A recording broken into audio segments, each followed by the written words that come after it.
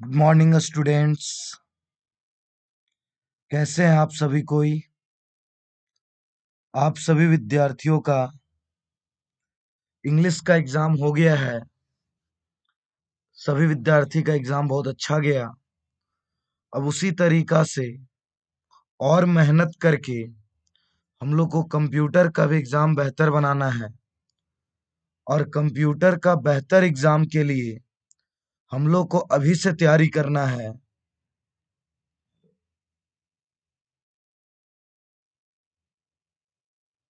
और सभी कोई को अभी से कंप्यूटर के लिए रेडी हो जाना है, क्योंकि कंप्यूटर में सबसे ज्यादा इम्पोर्टेंट एमसीक्यू रहेगा।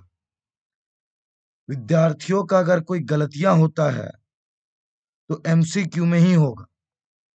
रिटेन में कहीं कोई गलती नहीं करेंगे, क्योंकि रिटेन का क्वेश्चन बहुत इजी फॉर्मेट पे रहता है।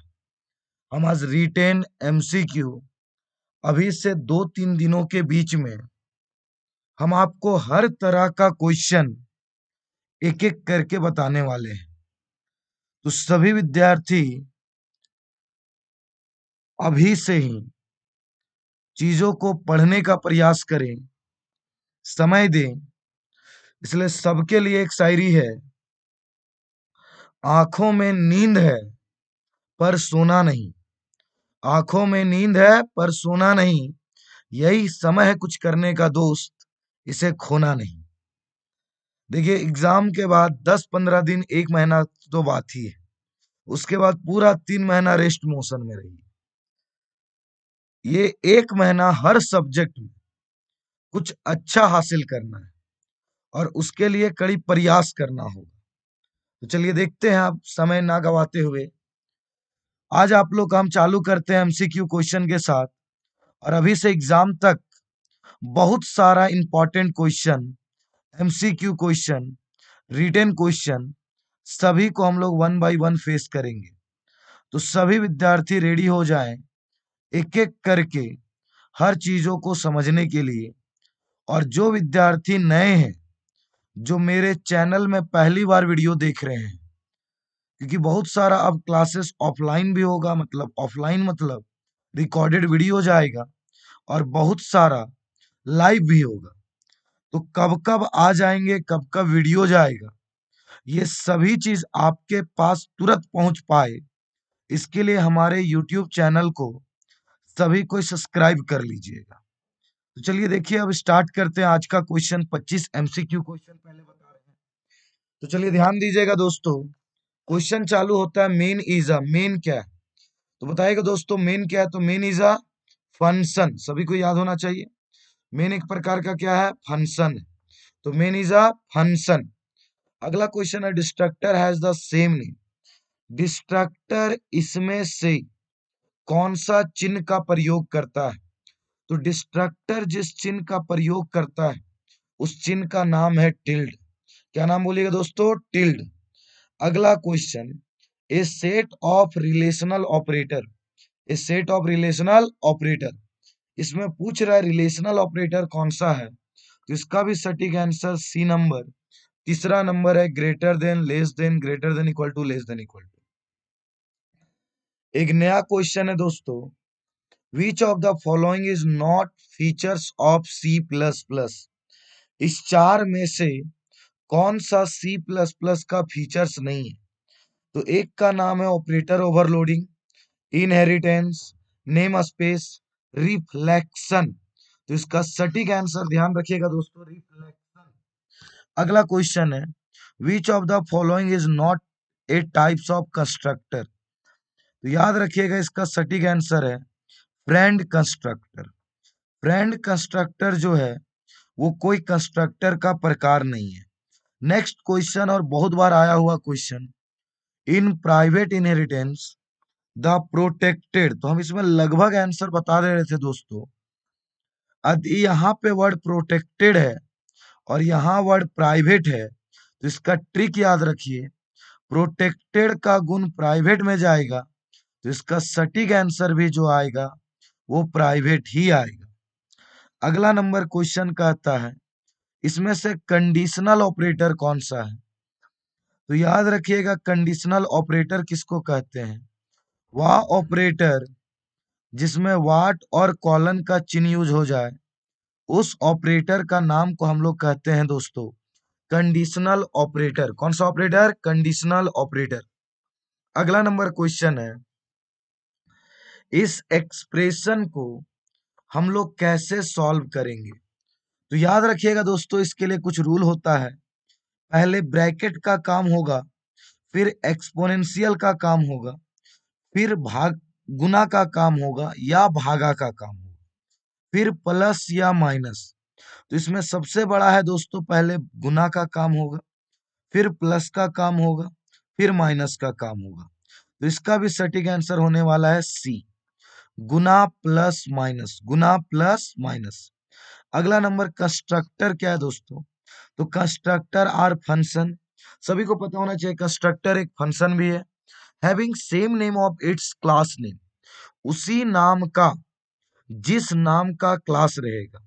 इसमें कभी भी कंस्ट्रक्टर के आगे वॉइड नाम का वर्ड नहीं लगता, इसलिए इसका सटीक आंसर जो हो जाएगा वो ऑल ऑफ दीज। कंस्ट्रक्टर का सही आंसर हो जाएगा ऑल ऑफ दीज। अगला नंबर क्वेश्चन है व्हाइल लूप। तो याद रखिएगा दोस्तों, व्हाइल लूप इज अ, तो व्हाइल लूप क्या है? तो while loop is a entry control loop. और डू व्हाइल लूप रहता दोस्तों, तो do while loop is a exit control loop. तो याद रखिएगा, व्हाइल लूप को हम लोग क्या नाम देते हैं? Entry control loop. अगला क्वेश्चन है, a member function that automatically invoke.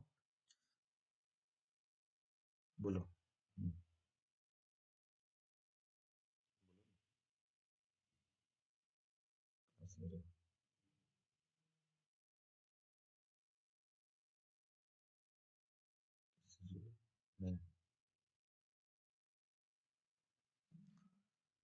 A member function that automatically invoke.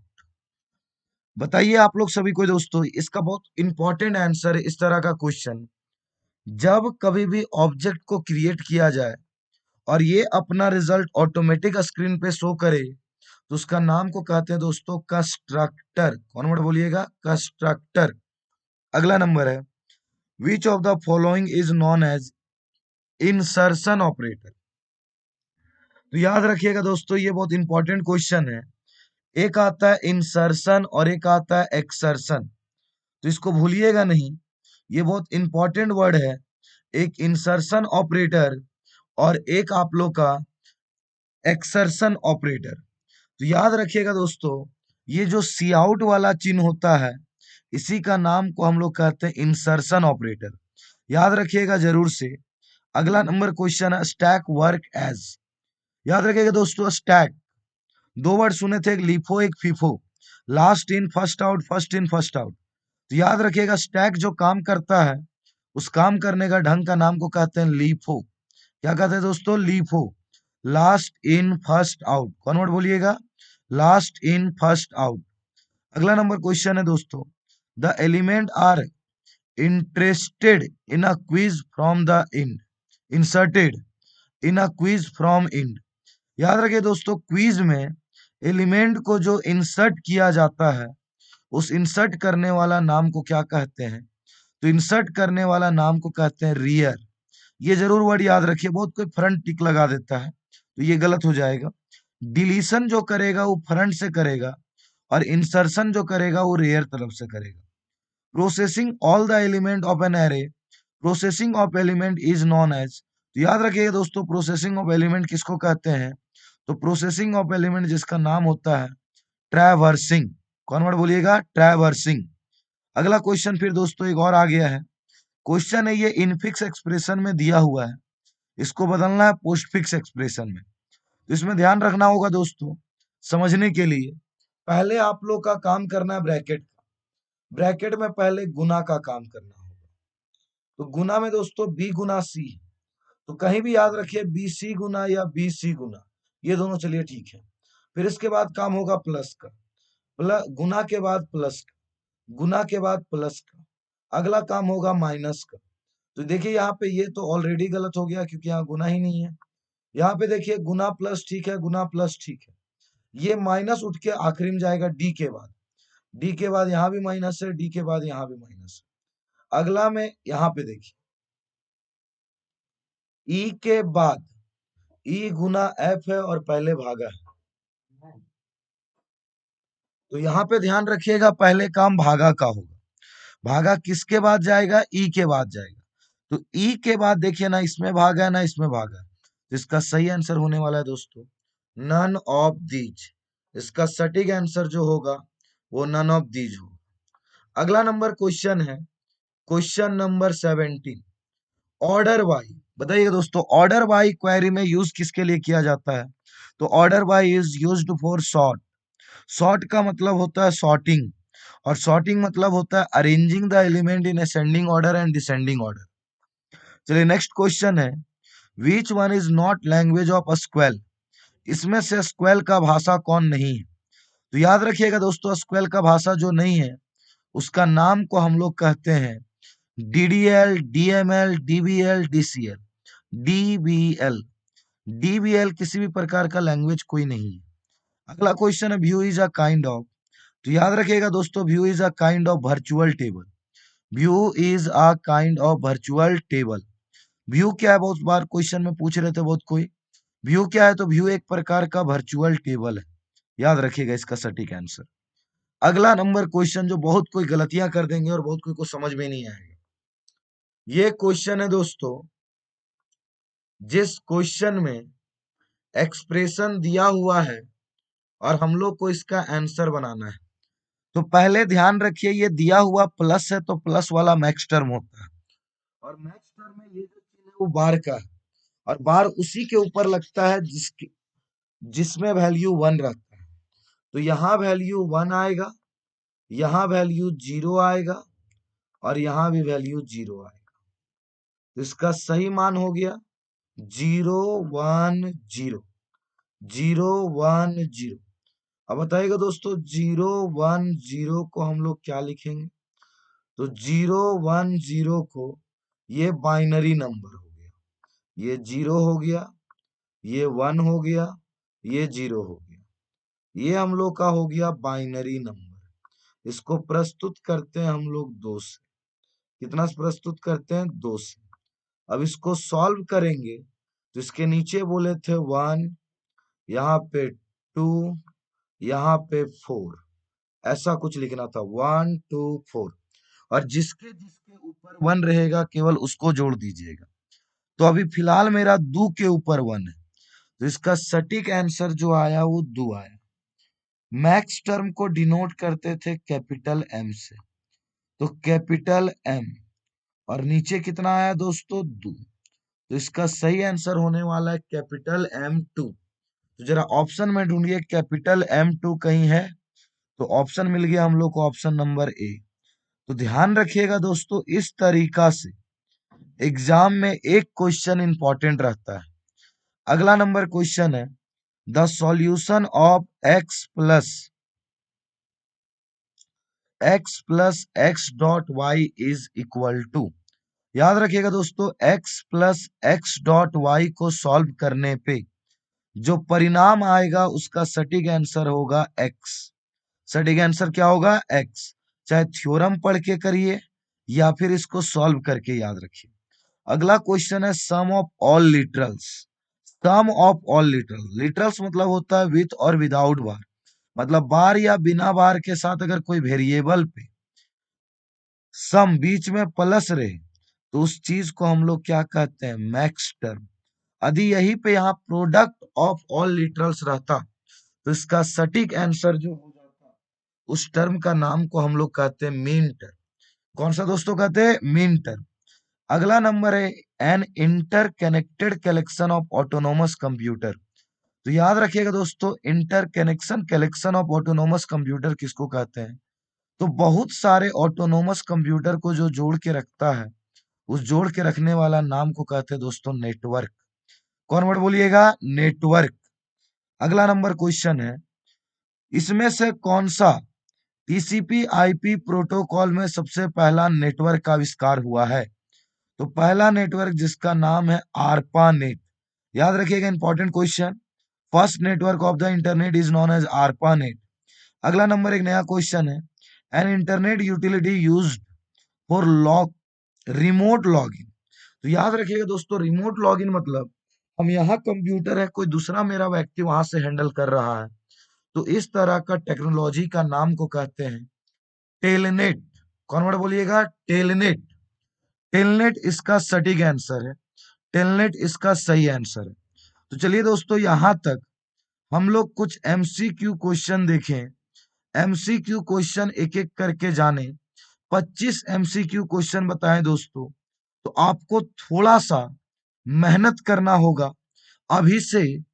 Computer पे पूरी तरीका से जितना हम पढ़ा रहे हैं यूट्यूब पे वो भी पढ़िए, नोट्स है तो नोट्स के अनुसार भी पढ़िए। चलिए देखिए, सभी विद्यार्थी को पता है जितना मेहनत करिएगा उतना ही सफल हो पाइएगा, तो मेहनत में कमी नहीं होना चाहिए, सफलता आपके पास ऑटोमेटिक आएगा। जैसे कहावत कहा गया है, अगर तुम चलने के लिए तैयार हो, अगर तुम चलने के लिए तैयार हो, तो मंजिल तुम्हारे सामने झुकने के लिए भी तैयार हो। अगर तुम चलने के लिए तैयार हो, तो मंजिल भी आपके सामने झुकने के लिए तैयार हो जाएगी। तो आप केवल ठान लीजिए कि कुछ भी हो जाए, कंप्यूटर में अबर का सारा क्वेश्चन बहुत आसानी तरीका से एक एक करके सभी क्वेश्चन को पूरा सॉल्व करेंगे और सभी का सभी आंसर देंगे। पूरा जो क्वेश्चन में दिक्कत लगे थोड़ा समझेंगे, सोचेंगे, फिर उस चीजों को बनाएंगे। तो ये अभी पहला एमसीक्यू क्वेश्चन है। आज ही आप लोग को रिटेन का 1 नंबर का क्वेश्चन, 3 नंबर का क्वेश्चन, आज सभी रिटेन का भी क्वेश्चन मिलने वाला है दोस्तों। तो इसलिए तैयार रहिएगा। यूट्यूब के मदद से हम सभी विद्यार्थियों को पूरा का पूरा चीजों को समझाने का प्रयास करेंगे। धन्यवाद।